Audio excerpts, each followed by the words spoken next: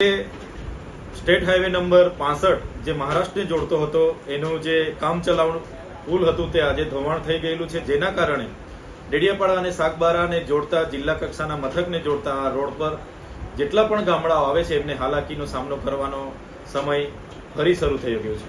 આજ નાળું આજ પુલ ગયા વર્ષે આજ સમયે ધોવાણ થયું હતું। અમે ગુજરાત સરકારને પણ ધ્યાન દોર્યું અને જિલ્લા વહીવટી તંત્રને પણ અમે ધ્યાન દોર્યું હતું। જિલ્લા સંકલન સમિતિ હોય કે દરેક જગ્યાએ અમે આવેદનપત્ર પણ એ નાળાને લઈને આપ્યા છે, છતાં વહીવટી તંત્રની બેદરકારીના લીધે આજે ફરી આ વિસ્તારની જનતાને એને હાલાકીનો સામનો કરવો પડશે। એમની બેદરકારી આ છતી થઈ છે, ત્યારે આવનારા દિવસોમાં અહીંના લોકોને લઈને એમના ન્યાય માટે અમારે જે પણ કરવું પડશે, આંદોલન ધરણા પણ કરવા પડશે। 56 નંબર નેશનલ હાઈવે પર તો કરીશું, પણ આ લોકો સાથે જે અન્યાય થયો છે એ ખૂબ મોટો અન્યાય આ સરકારે અને વહીવટી તંત્રએ કર્યો છે, જે અમે હવે ચલાવવાના નથી।